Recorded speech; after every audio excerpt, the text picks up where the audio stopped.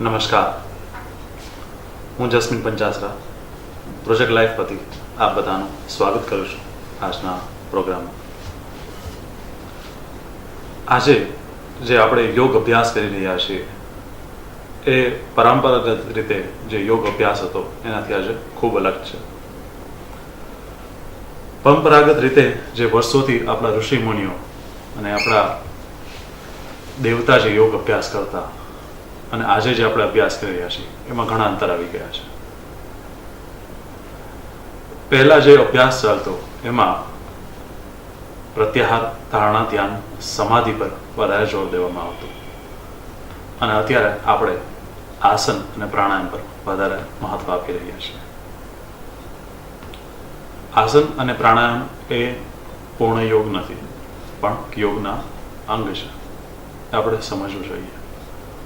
અને એ જ રીતે જ્યારે આપણે આસન અને પ્રાણાયામથી પર થઈ પ્રત્યાહાર, ધારણા અને ધ્યાન સુધી પહોંચશું ત્યારે આપણે પૂર્ણ રીતે માનસિક સ્વાસ્થ્ય, શારીરિક સ્વાસ્થ્ય અને આધ્યાત્મિકતાના પૂર્ણ દ્વાર સુધી પહોંચી શકશું.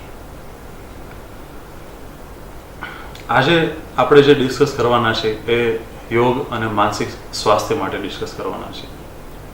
કેવી રીતે યોગ દ્વારા માનસિક સ્વાસ્થ્ય પ્રાપ્ત કરી શકાય. યોગ એ માનસિક સ્વાસ્થ્ય માટે નથી બનેલું પણ આધ્યાત્મિક સ્વાસ્થ્ય માટે બનેલું છે અને આધ્યાત્મિકતાના પૂર્ણ દ્વાર સુધી પહોંચવા માટે તમારે માનસિક અને શારીરિક રીતે સ્વસ્થ થવું પડે. એમાં આપણે માનસિક જે સ્વસ્થતા એ કેવી રીતે મેળવવી યોગ દ્વારા એ આજે આપણે સમજીશું. જ્યારે આપણે યોગની વાત કરીએ છીએ ત્યારે સૌથી સારામાં સારી આપણને એક વ્યાખ્યા યોગની ભગવદ્ ગીતામાં મળે છે. સમત્તમ યોગ ઉચ્યતે. બધું જ બેલેન્સ રાખતા શીખવું એટલે બધું જ સમત્વ રાખતા શીખવું. જ્યારે આપણે કોઈ પણ એક્ટિવિટી આપણા દિવસ દરમિયાન કોઈ પણ કર્મ કરીએ છીએ, કોઈ પણ કામ કરીએ છીએ, ભલે પછી એ જમતા હોય, સ્કૂટર ચલાવતા હોય, કાંઈ લખતા હોય, ટીવી જોતા હોય કે કોઈની સાથે વાત કરતા હોય, પણ જ્યારે તેમાં સમત્વરે બની રહેશે ત્યારે આપણે પૂર્ણ જીવન સાચી રીતે જીવી શકશું. એટલે કે સાત્વિક રીતે જીવી શકશું. 3 ગુણ છે આપણા, સત્વ, રજસ અને તમસ. જે સત્વ ગુણ છે એ તમારા બેલેન્સ દેખાડે છે, એટલે સમત્વને રિપ્રેઝન્ટ કરે છે. એટલે જ્યારે આપણે બેલેન્સમાં જીવવાની શરૂઆત કરીએ છીએ, બેલેન્સમાં જીવન જીવવાનો અભ્યાસ કરીએ છીએ ત્યારે આપણે સાત્વિક રીતે જીવન જીવવાનો અભ્યાસ કરીએ છીએ. અને ખૂબ જરૂરી છે માનસિક સ્વાસ્થ્ય માટે કે આપણે સાત્ય અને આપણે સાત્વિક રીતે જીવન જીવવાનો પ્રયાસ કરીએ. જ્યારે યોગ અભ્યાસ લોકો શરૂ કરે છે, ભલે આસન પ્રાણાયામથી હોય, પણ આસન પ્રાણાયામના અભ્યાસથી પણ લોકોને ઘણો ફાયદો થાય છે. સામાન્ય રીતે જ્યારે લોકો યોગ અભ્યાસ શરૂ કરે છે આસન પ્રાણાયામનો, તો ત્યારે તેમની માનસિક રીતે જે ટેન્શન હોય છે એ માનસિક ટેન્શન દૂર થાય છે. માનસિક ટેન્શન દૂર થવાથી એ થોડા મનથી હળવા થાય છે અને મનથી હળવા થવાના લીધે આપણને મનની જે હળવાશ છે એ આપણને શારીરિક અને માનસિક સ્વાસ્થ્ય આપણું સુધારે છે. તે ખૂબ જરૂરી છે કે મનથી આપણે હળવા થઈએ. માનસિક જે તાણ હતું, માનસિક જે ટેન્શન હતું એ દૂર થાય અને આસન અને પ્રાણાયામથી બહુ સારી રીતે થાય છે. માનસિક ચપળતા, મેન્ટલ એજિલિટી કહી શકાય. જ્યારે આપણે આસનનો અભ્યાસ કરીએ છીએ તો ત્યારે આપણે શરીર ઉપરની તો કામ કરીએ છીએ, શરીરની ફ્લેક્સિબિલિટી પર તો કામ કરીએ છીએ, સાથે સાથે મનની ફ્લેક્સિબિલિટી પર પણ કામ થાય છે. કારણ કે જ્યારે આપણે એક આસન ધારણ કરીએ છીએ તો ધારે આસન એ શારીરિક રૂપ પર નહીં પણ માનસિક રૂપ પણ આપણે ધારણ કરવાનું છે. વિપરીત કરણી યા તો સર્વાંગાસન યા તો શીર્ષાસન આપણે જ્યારે કરીએ છીએ તો એ ખાલી ફિઝિકલ લેવલ એટલે કે શારીરિક રૂપ પર નહીં પણ માનસિક રૂપ પર પણ આપણે ધારણ કરવાનું છે. કે વિપરીત પરિસ્થિતિઓ એટલે કે એવી પરિસ્થિતિ આવે જ્યારે આપણને નથી ગમતું યા તો આપણે રીતે સાચી નથી, એવા સમયે એવી સ્થિતિ મનની બનાવી રાખવી કે આપણે સમત્વમાં રહી શકીએ, શાંતિ રાખી શકીએ. એટલે કે એ છે વિપરીત પરિસ્થિતિઓમાં વિપરીત આસન, એટલે કે વિપરીત માનસિક પરિસ્થિતિઓમાં વિપરીત માનસિક સ્થિતિ જે આપણે બનાવી રાખવાની છે. એ જ આપણને આસન શીખવે છે. ખાલી આસન શારીરિક રીતે કરવાથી એનો લાભ પૂરો તો નથી મળતો, પણ જ્યારે માનસિક રૂપ પણ આપણે આસન સ્વીકાર કરીએ છીએ ત્યારે એનાથી આપણે ખૂબ લાભ મેળવી શકાય છે. સાથે સાથે જ્યારે આસન કરવાથી અને પ્રાણાયામ કરવાથી આપણું મન અને શરીર બંને સ્વસ્થ થતા જાય છે. તેના લીધે આપણું જીવન જે ધોરણ છે, એટલે કે દૈનિક જીવન છે, એ પણ આપણું વધારે સારું થતું જાય છે. દરરોજ 1 કલાક યોગ કરશું એટલે શરીર પણ થોડું ફ્લેક્સિબલ થશે અને શરીરની ચપળતા વધશે. પ્રાણાયામ કરવાથી આપણી શ્વાસ અને પ્રશ્વાસની ગતિ છે એ પણ ધીરે ધીરે આપણા કંટ્રોલમાં આવતી જશે. આને લીધે આપણું દૈનિક જીવન, એટલે કે આપણે જે કામ કરીએ છીએ 8 કલાક 10 કલાક જે કામ કરીએ છીએ એમાં પણ આપણું માનસિક સ્વાસ્થ્ય બનેલું રહેશે, સારું રહેશે, અને એમાં આપણું શારીરિક સ્વાસ્થ્ય પણ સારું રહેશે. જો પૂરો સમય આપણે 24 કલાકમાંથી 8 કલાક કામ કરીએ છીએ અને 8 કલાક જો આપણું શરીર પૂર્ણ સમય દર્દમાં હોય તો 100% વાત છે કે આપણે સાચી રીતે સારી રીતે મનથી સ્વસ્થ પણ ના રહી શકીએ. કારણ કે ક્યાંક ને ક્યાંક મન પણ દુઃખમાં આવી જશે. પણ જો શરીર આપણું સ્વસ્થ હશે તો આપણે મન પણ સ્વસ્થ રાખી શકશું. તે ખૂબ જરૂરી છે કે આપણે માનસિક રીતે અને શારીરિક રીતે બંને સ્વસ્થ થઈ અને આપણા દૈનિક જીવનમાં પણ એનો ઉપયોગ કરવાનો શરૂ કરીએ અને દૈનિક જીવનમાં પણ આપણે ધીરે ધીરે બાકીના જીવનમાં, બાકીના સમયમાં પણ આપણે સ્વસ્થ જીવન જીવવાનું શરૂ કરીએ. ખાલી 1 કલાક નહીં, બાકીના 24 કલાકમાં પણ આ જ વસ્તુનો અભ્યાસ કરવાનો છે. આ જ અભ્યાસ આપણે ધીરે ધીરે લાંબા સમય સુધી કરશું એટલે એ આપણું દૈનિક જીવન છે એ આપણે વધારે સુધારી શકશું અને આપણી લાઈફસ્ટાઈલ છે બદલી શકશું. ત્યારબાદ શારીરિક અને માનસિક રીતે સંલગ્નતા એ ખૂબ જરૂરી છે. ખાલી સ્વાસ્થ્ય જાળવી રાખવું એ જરૂર નથી, પણ શરીર અને મન એ બંને આપને કોઈક ને કોઈક સંદેશ આપે છે, કંઈક ને કંઈક સંદેશ આપે છે. એ સંદેશ સમજવા પણ ખૂબ જરૂરી છે. શરીરમાં કાંઈ દર્દ છે તો એ શરીર આપણને દેખાડશે કે પેટમાં દુખે છે, કે માથું દુખે છે, કે હાથમાં દુખે છે. એ સમજવું જરૂરી છે. એટલે કે શારીરિક રીતે ક્યાંક ને ક્યાંક સ્વસ્થતા હજી પૂર્ણ રીતે આવી નથી. તો સમય આપો, શરીરને સમજો. જો આરામની જરૂર હોય તો આરામ કરો. જો આપણને એવું લાગતું હોય કે શરીરમાં વધારે સ્ટીફનેસ છે, વધારે શરીર એટલું બધું ચપળ નથી રહ્યું, તો આસનનો અભ્યાસ કરો, પ્રાણાયામનો અભ્યાસ કરો, ઠીક છે, અને શરીરની ચપળતા લઈ આવો. જો આપણને એમ લાગે છે કે માનસિક રીતે આપણે સ્વસ્થ નથી, ક્યાંક ને ક્યાંક ટેન્શનમાં રહી છીએ, તંદ્રામાં રહી છીએ, થાક લાગે છે, એના લીધે વધારે આપણે ટેન્શનમાં આવી જાય છીએ, સ્ટ્રેસમાં આવી જાય છીએ, જો આવું થતું હોય તો માનસિક સ્વાસ્થ્ય પર આપણે કામ કરવાની જરૂર છે. તો પ્રાણાયામનો અભ્યાસ કરો, ઓમકારનો અભ્યાસ કરો અને માનસિક સ્વસ્થતા લઈ આવો. તો મન અને શરીર એ જ્યારે પૂર્ણ રીતે જોડાશે, બંને સ્વસ્થ થશે, ત્યારે આપણે સંપૂર્ણ રીતે માનસિક સ્વાસ્થ્ય સુધી પહોંચી શકશું. એ ખૂબ જરૂરી છે કે આપણે માનસિક સ્વાસ્થ્યમાં મન અને શરીરને સાથે લઈને કામ કરીએ. તેની સાથે છે સાત્વિક જીવન જીવવાનો અભ્યાસ. જેવો આપણે સાત્વિક રીતે જીવન જીવવાનો અભ્યાસ શરૂ કરશું, સાથે સાથે બાકીના જીવનના બધા જ પરિબળો ઓટોમેટિક જો કહી શકીએ કે આપણે સાત્વિકતા તરફ જવાનું શરૂ કરી દેશે. આપણને લાગશે નહીં કે સાત્વિકતા પૂર્ણ તરફ આવી ગઈ છે, પણ ધીરે ધીરે લાંબા સમયે આપણને એનો અહેસાસ થશે કે આપણે એક સાત્વિક રીતે પહોંચી ગયા છીએ અને આપણું જીવન છે એ પણ સાત્વિક થતું જાય છે. એ કેવી રીતે કરી શકાય? તો આપણા જે ખોરાક છે એનાથી શરૂઆત કરી શકાય.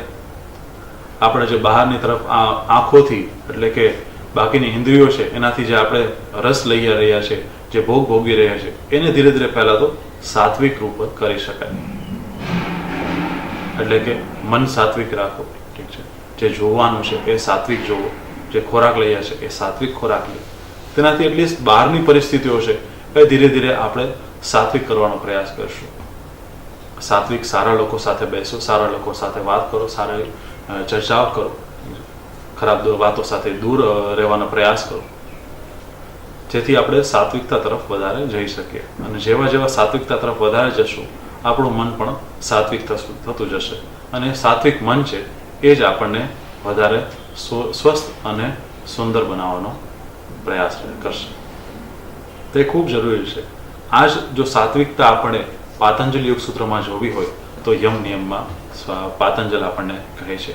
યમનો અભ્યાસ એટલા માટે જ પાતંજલ આપણને કહે છે કે તમે અહિંસાનો અભ્યાસ કરો, બ્રહ્મચર્યનો અભ્યાસ કરો. શા માટે? કે તમારે ખૂબ જરૂરી છે કે તમારે સાત્વિક જીવન જીવવાનું શરૂઆત કરવાની છે.